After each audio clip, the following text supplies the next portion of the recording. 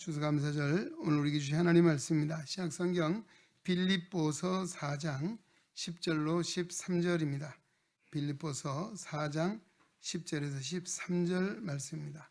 오늘도 우리에게 주시는 하나님의 말씀을 통해서 거룩하신 하나님의 음성을 듣고 진리를 깨닫는 복된 은혜가 오늘도 우리 가운데 충만케 되시기를 주의 이름으로 축원합니다. 내가 주 안에서 크게 기뻐함은 너희가 나를 생각하던 것이 이제 다시 싹이 나미니 너희가 또한 이를 위하여 생각은 하였으나 기회가 없었느니라. 내가 궁핍함으로 말하는 것이 아니니라. 어떠한 형편에든지 나는 자족하기를 배웠노니 나는 비천에 처할 줄도 알고 풍부에 처할 줄도 알아. 모든 일 곧 배부름과 배고픔과 풍부와 궁핍에도 처할 줄을 아는 일체의 비결을 배웠노라. 내게 능력 주시는 자 안에서 내가 모든 것을 할 수 있느니라. 아멘. 한 소리 찬양대에서 하나님께 찬양 드리는 시간입니다.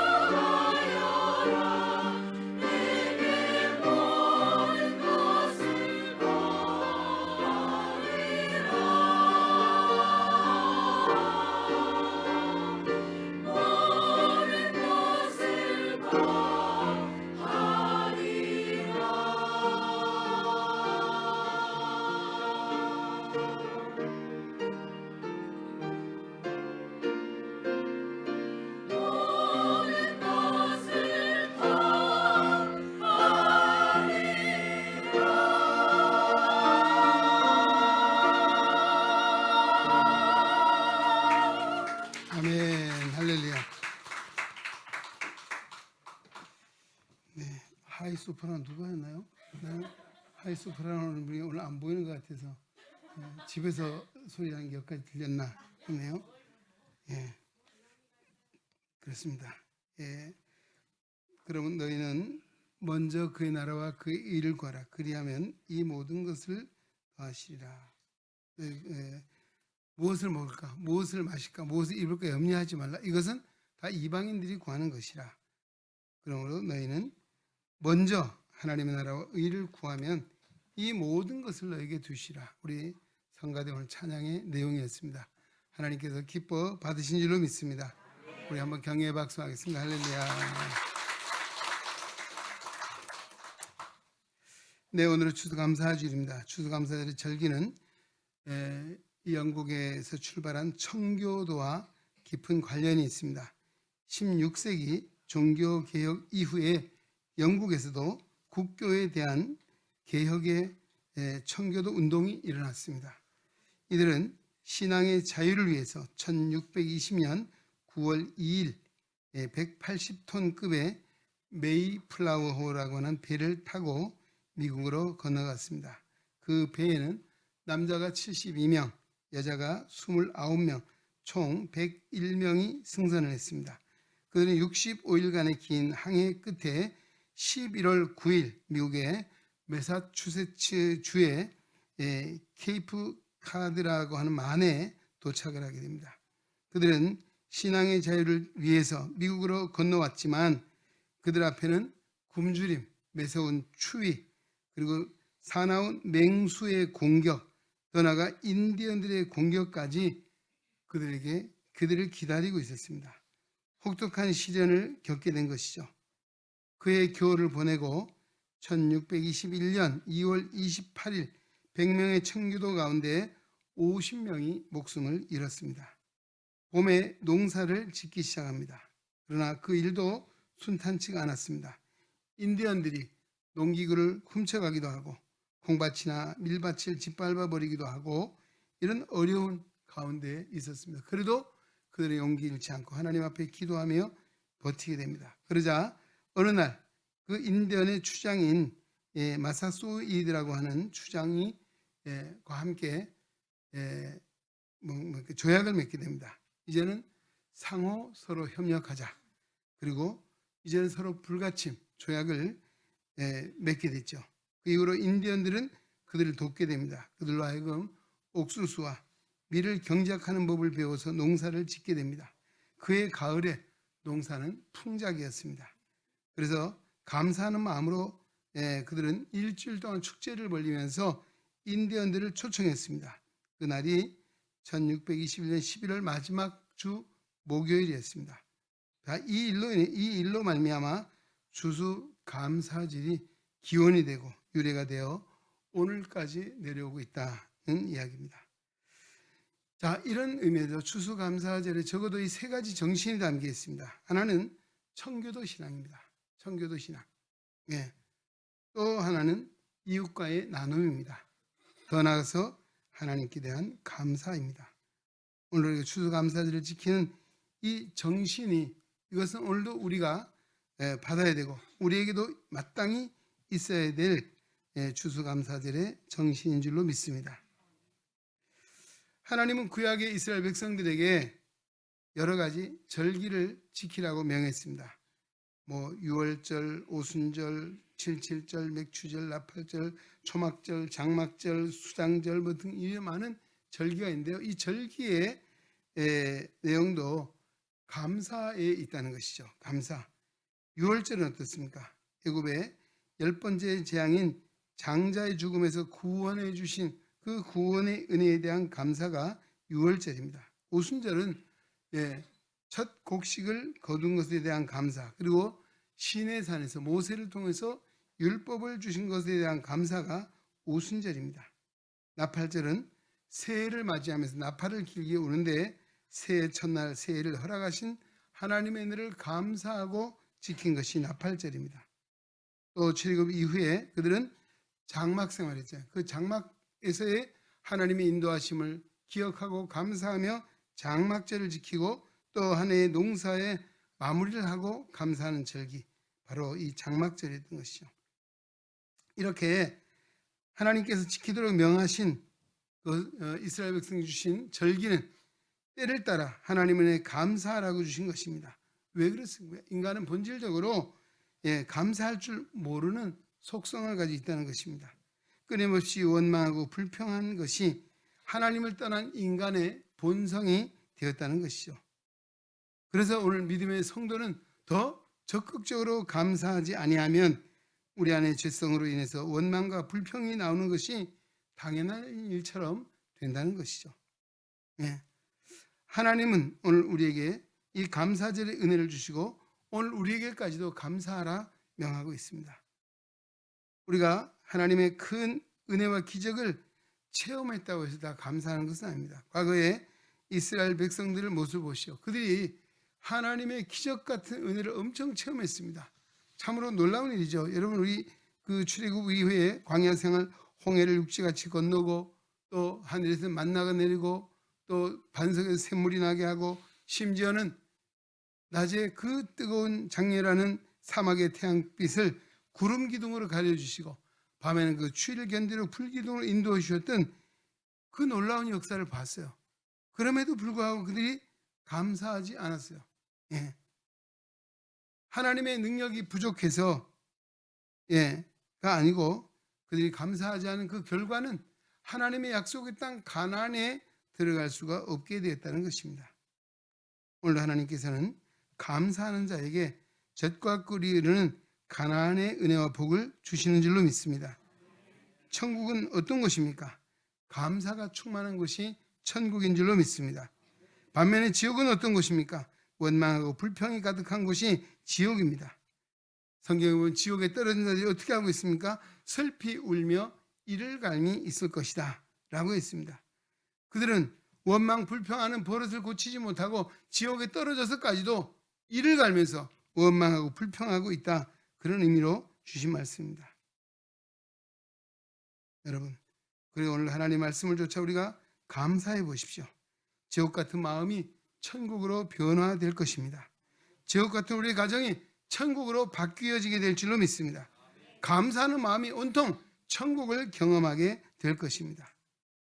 성도가 감사하지 않는 것은 죄입니다. 성도의 감사는 하나님의 명령입니다.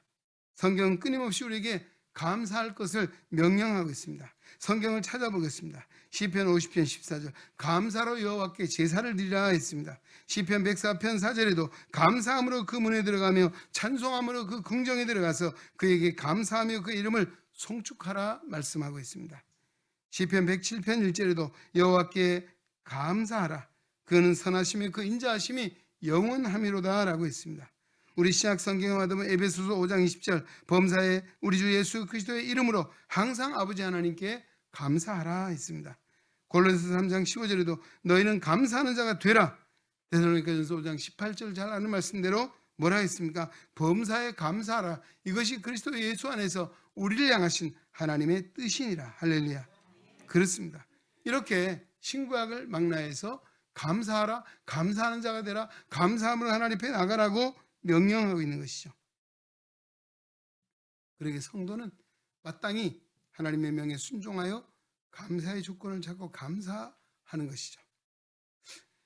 신약성경 누가복음 17장에 오면 예수님께서 예루살렘을 올라가시는 도중에 조그만 한 마을을 들리셨습니다. 거기에 나병 환자 10사람을 만나게 됐습니다. 그들이 예수님을 알아보고 예수님께 소리쳤습니다. 예수 선생이여, 우리를 불쌍히 여겨주십시오. 예수 선생이여, 우리를 긍휼히 여겨주십시오. 고쳐달라고 외쳤습니다. 그자 예수님께서는 그들에게 가서 뭐라 했습니까? 가서 제사장에게 너희 몸을 보이라. 그들은 그 말씀을 믿고 제사장을 가는 도중에 나병이 다 나았습니다. 그런데 그 10명이 다 고침을 받았는데 한 사람만이 돌아와서 예수님께 살해했어요. 감사합니다. 예수 선생이여 감사합니다. 그렇게 절을 하고 인사를 했죠. 다 치유를 받았지만 9사람은 어디 갔습니까? 그래서 10명 중에 감사할 수 있는 사람은 우리 퍼센테이지로 따지면 10분의 1, 10%죠. 근데 이 감사하러 온 사람이 누구냐? 하나님을 잘 믿고 섬긴다는 유대인들이 아니라 사마리아 사람이었다는 것입니다. 예수님 뭐라고 말씀하십니까? 10사람이 다 깨끗함을 받지 아니하였느냐? 그 9은 어디 있느냐? 예수님은 감사하는 자를 찾고 계십니다. 왜 주님은 우리에게 은혜와 복을 주실까요? 여러 가지 이유가 있겠지만 가장 중요한 것은 감사하라고 주시는 줄로 믿습니다. 우리가 은혜를 받고도 감사하지 못한다면 어떻게 되겠습니까? 진정한 그리스도인을 할 수 없을 것입니다. 배은망덕한 불신앙의 행위, 감사를 잊어버린 데 있다는 것이죠. 독일의 재무장관을 지냈던 마르티 바덴이라는 사람이 있었습니다. 그는 젊은 날에 아주 몹시 가난했습니다. 한 번은 어느 지방에 여행을 하다가 돈이 없어요. 그래서 아주 값싼 요즘은 여인숙에 가서 머물게 됐습니다. 자고 아침에 일어나 보니까 구두가 없어졌어요. 그러자 그는 하나님을 향해서 저절로 원망이 나왔습니다. 아니 하나님, 어떻게 나 같은 가난뱅이의 구두를 훔쳐가게 그냥 두십니까? 하나님께 원망했다는 거죠. 불평을 하고 있습니다. 그러자 주인이 아침을 주면서 그 마음을 진정시키면서 오늘은 주인이 나하고 한번 교회 한번 갑시다. 그래서 주인의 손에 이끌려서 그는 교회를 가게 되었습니다. 예배당에 들어섰는데 눈에 띄는 한 사람이 있었습니다. 앞에서 기쁨으로 찬송하는 모습인데 그는 양쪽 다리가 없는 장애인이었습니다. 그 장애인을 바라보는 순간 그는 부끄러워서 고개를 들 수가 없었습니다. 그는 조용히 기도했습니다. 하나님, 저 사람 두 다리가 잃고서도 저렇게 기쁨으로 찬양을 드리는데 이 못난 놈은 단지 구두 한 켤레 잊어버렸다고 하나님을 원망하고 불평했습니다. 용서해 주십시오. 그리고 그는 그 예배를 통해서 진정 이제는 내가 감사하며 살아야 되겠구나. 그 두 다리가 없는 가운데도 하나님을 찬송하는 그 모습에 큰 충격을 받고 감사하는 삶을 살기 시작했습니다.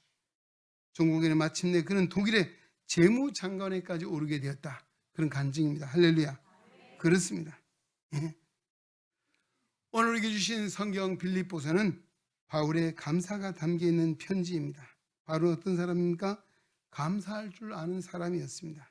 그는 선교하면서 빌립보 교회로부터 많은 사랑을 받았습니다.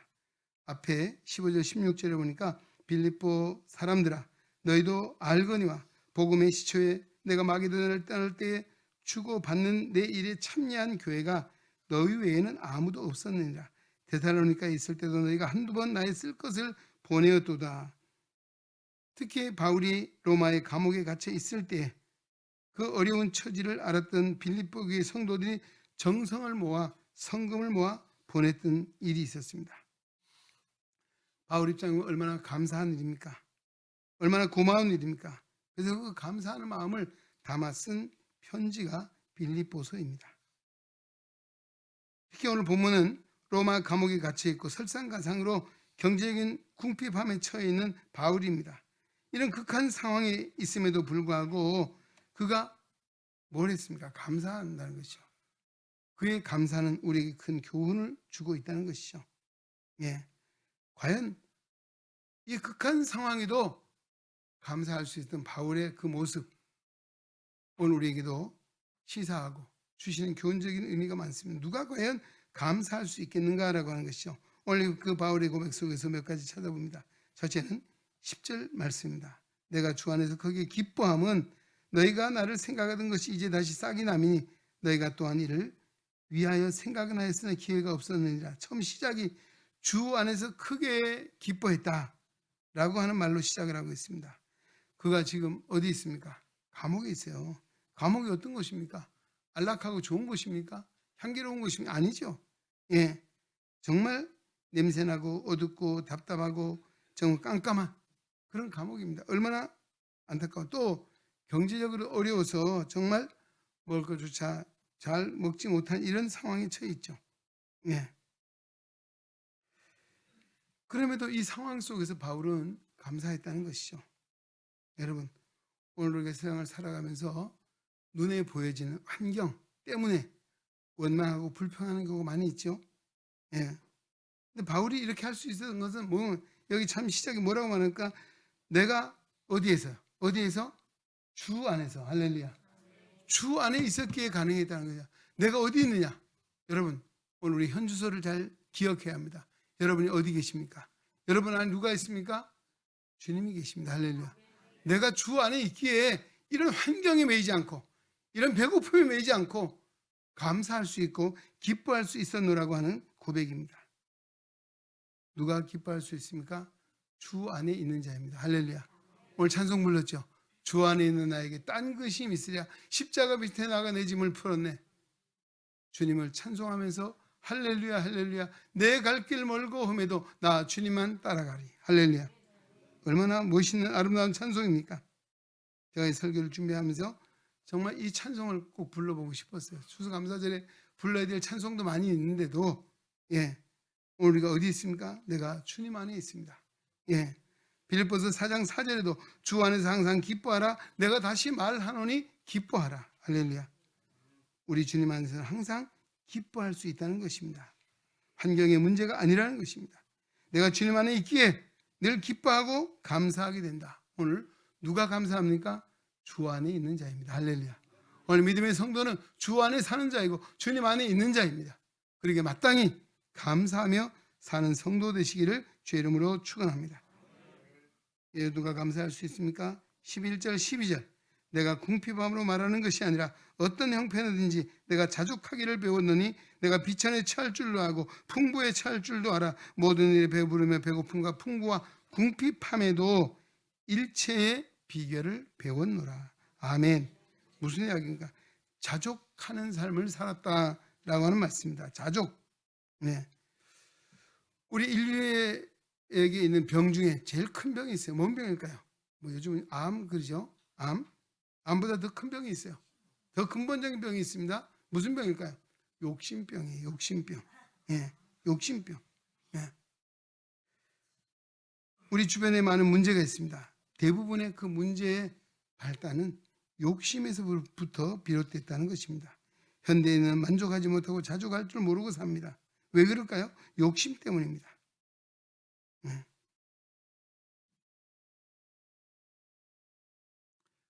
뭐예요? 정말 내가 조금만 돼 있으면 어떤 부부가 살았는데요. 남편이 교회를 잘 안 나와요. 아내만 가끔씩 교회를 나와요. 목사님이 전도를 해요. 그때 이 남편이 한 이야기가 목사님 내가 조금만 더 벌면 교회 나갈게요. 조금만 더 벌면 나가겠습니다. 그러다가 어느 아내한테 전화가 왔어요. 목사님 큰일 났어요. 왜요? 우리 남편이 교통사고가 났어요. 의식이 불명이 됐어요. 여러분 조금만 더 벌면 교회 나온다는데 어떻게 되겠습니까? 문제는 조금만 더 뭐예요? 우리 인간의 욕심이라고 하는 것입니다. 왜 사람들이 원망하고 불평하고 삽니까? 자족할 줄 모르기 때문입니다. 그리고 오늘 우리는 믿음의 성도는 있는 바를 족한 줄 알고 바울은 배고픔도 배부름도 추위도 더위도 다 해봤지만 그 모든 것에 있어서 자족하기를 배웠다라고 말하고 있습니다. 오늘 욕심을 이기는 유일한 길이 뭡니까? 자족하는 마음입니다. 할렐루야. 제가 옆에 오면 인사합시다. 자족합시다. 자족한 마음 좀 갖고 삽시다. 할렐루야. 자족하는 마음은 신앙생활 한다고 헌신한다고 되는 것이 아니라 바울은 뭐예요? 배웠다고 말하고 있어요. 배웠어요. 매일매일 깨달아야 돼요. 이 배움을 통해서 자족하는 마음을 가졌습니다. 바울은 일평생 자족하는 마음, 만족하는 마음, 감사하는 마음을 가지고 배우며 살았다라고 하는 것입니다. 디모데전서 6장 6절에도 지족이 같은 말입니다. 지족하는 마음만 있으면 경건에 큰 이익이 되느니라. 여러분 믿음 생활에 큰 이익이 되고 유익이 되는 것은 자족하는 마음입니다. 오늘도 우리 안에 늘 부족함이 있어요. 사람이 완전할 수도 없고 100% 만족할 수도 없는 것이 인생이에요. 부족함이 있는 것이 뭐예요? 은혜입니다. 할렐루야. 왜? 부족함이 있어야 자기를 알잖아요. 부족함이 없으면 어때요? 부족하면 몰라요. 자만할 대로 자만해. 교만에 치우쳐 살 수밖에 없는 것이 인생이에요. 그래서 우리 모든 사람의 내면에는 삶에는 뭔가 부족함이 있어요. 모자람이 있습니다. 왜 그럴까요? 우리가 하나님을 생각하면 하나님 너만 믿지 말고 너 자신을 포기하고 하나님 믿고 살아라. 그런 의미로 주신 줄로 믿습니다. 그래서 우리가 사람의 생각하고 다른 것은 오늘도 우리에게 아픔이 있고 고난이 있고 고통이 있고 불편함이 있고 부족함이 있는 것은 하나님을 온전히 믿으라고 주신 하나님의 은혜의 방편인 줄로 믿습니다. 바울은 육신의 가시, 육체의 가시, 그것이 하나님 주신 은혜의 방편이라 생각하고 감사하며 기뻐하며 살았습니다.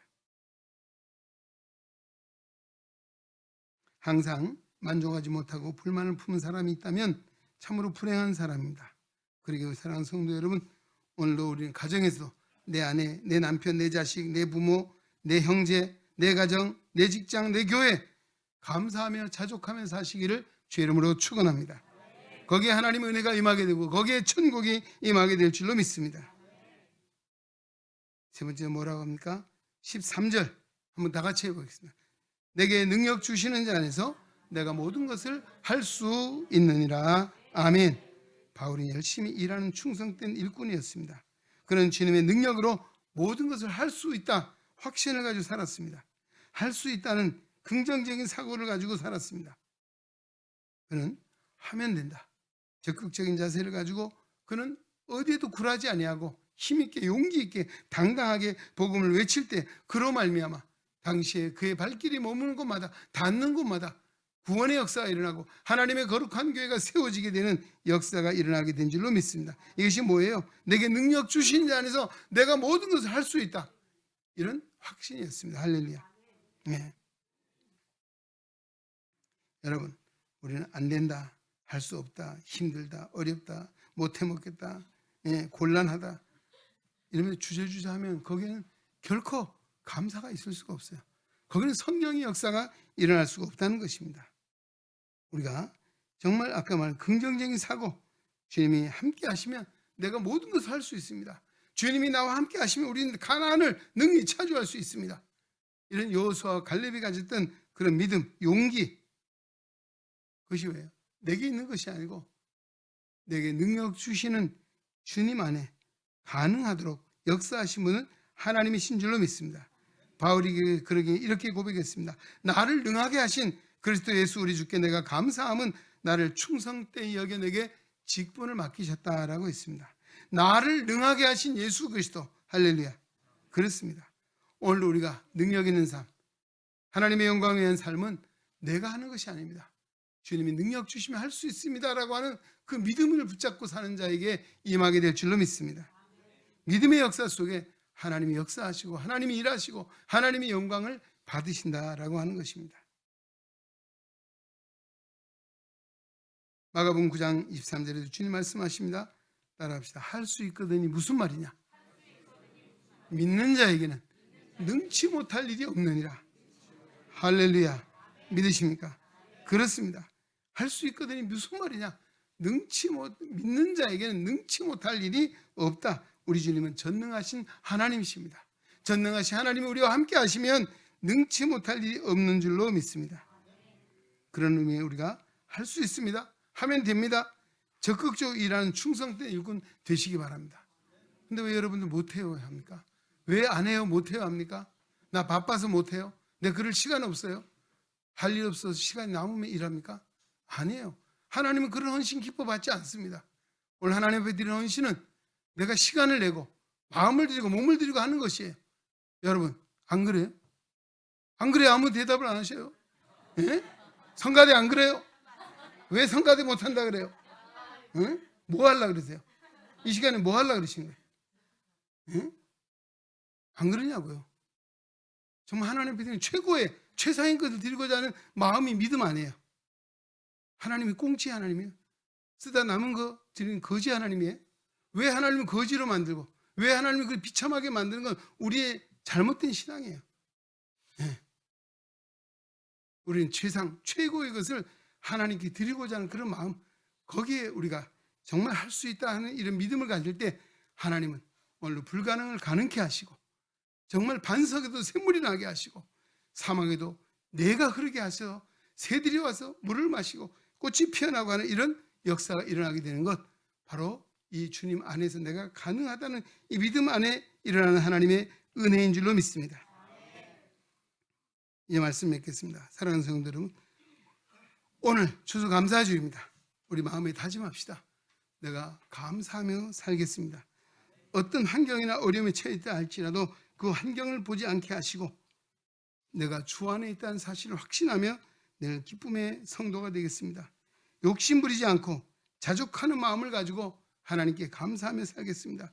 주님의 능력을 힘입고 적극적으로 충성하는 일꾼이 되겠습니다. 이런 믿음을 결단하고 오늘 하나님 앞에 나간다면 이 추수감사주의야말로 하나님이 기뻐하시고 우리에게 하나님의 복된 은혜가 임하게 될 줄로 믿습니다. 하나님 아버지 감사합니다. 오늘도 추수감사주의를 허락하시고 하나님의 진리의 말씀을 듣게 하시니 감사합니다.